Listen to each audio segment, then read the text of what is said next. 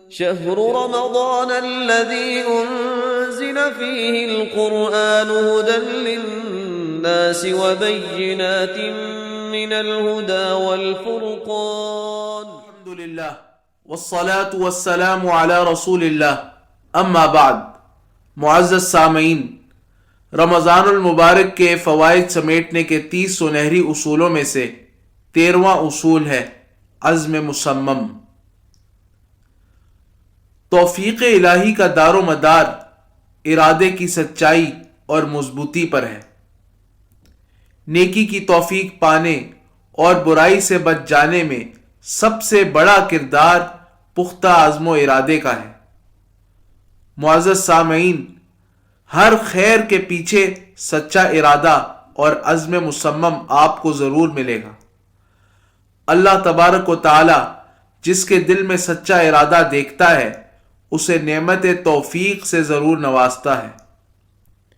قرآن کریم نے منافقین کے جہاد کے لیے نہ نکلنے کا سب سے بنیادی سبب عزم مصمم کا نہ ہونا قرار دیا ہے.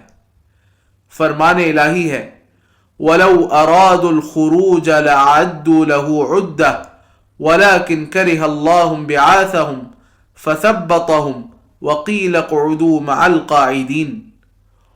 اور اگر ان کا نکلنے کا ارادہ ہوتا تو اس کے لیے کچھ تو سامان تیار کرتے، لیکن اللہ کو ان کا اٹھنا ہی ناپسند ہے تو اس نے ان میں سستی پیدا کر دی اور کہہ دیا گیا تم بیٹھے رہنے والوں کے ساتھ بیٹھے رہو. سورۃ التوبہ آیت نمبر 46. معزز سامعین، رمضان المبارک کے فوائد سمیٹنے کے لیے سب سے اہم چیز یہ ہے کہ ہم ابھی سے اس بات کا پختہ ارادہ رکھیں کہ رمضان کے تمام تر اوقات کو عبادت الہی میں صرف کر دیں گے. تلاوت قرآن، ذکر و دعا، تفکر و تدبر، صدقات و مواسات سے اس ماہ مبارک کی تمام تر ساعات کو بھر دیں گے. معزز سامعین، عزم مصمم کا سب سے بڑا ثبوت تیاری کرنا ہے اور اسباب کو اپنانا ہے.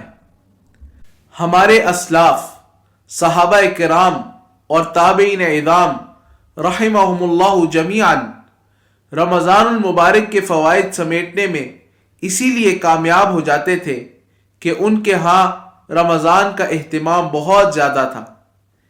ایک اعتبار سے ان کی پوری زندگی ہی رمضان کے ارد گرد گھومتی تھی. 6 ماہ قبل اس کو پانے کی تمنا اور تیاری کرتے اور 6 ماہ بعد تک قبولیت کی دعائیں کرتے رہتے تھے. سلف صالحین کا یہ رویہ عزم مصمم کی بہت بڑی مثال ہے. وباللہ تعالی التوفیق، وصلی اللہ وسلم علی نبینا محمد وعلی آلہ وصحبہ اجمعین.